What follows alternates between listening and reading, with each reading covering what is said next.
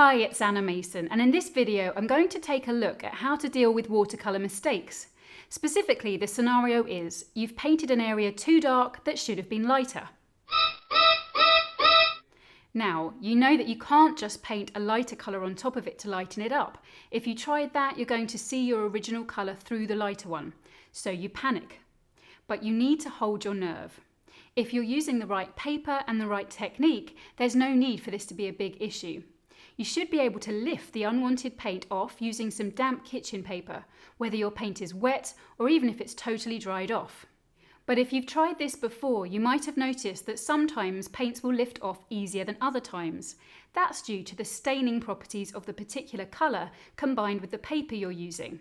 Some paints contain pigments made from very small particles that can more easily get embedded in the tiny spaces between paper fibres, making them too deep to wipe away. And some papers are just less robust, so you can't scrub at them as hard with your kitchen roll to lift the colour without damaging that paper.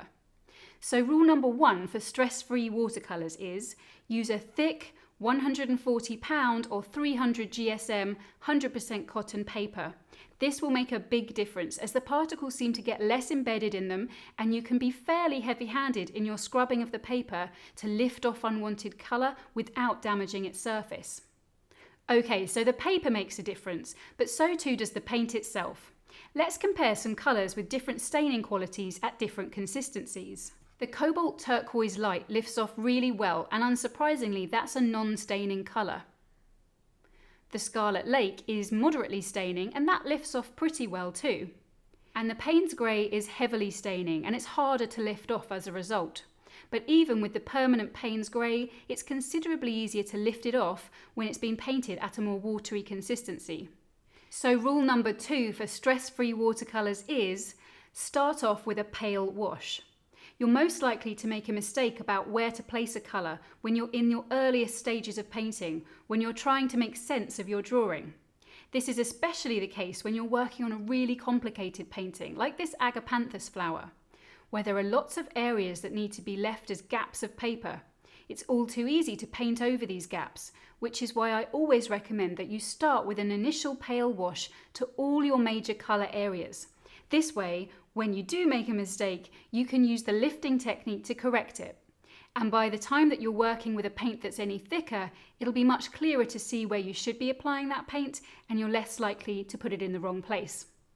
Whilst you still have to be careful when painting with watercolour, I hope this video has reassured you that there's no need to panic when you make a small mistake.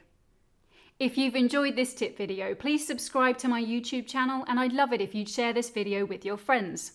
And if you'd like to take a full video class for free, hop on over to animasonart.com, where you'll find even more resources to help you pick up your brush and paint the way you've always wanted to. Remember, you won't improve your painting unless you make the time to paint, so be sure to schedule in some me time this week and paint something that you love.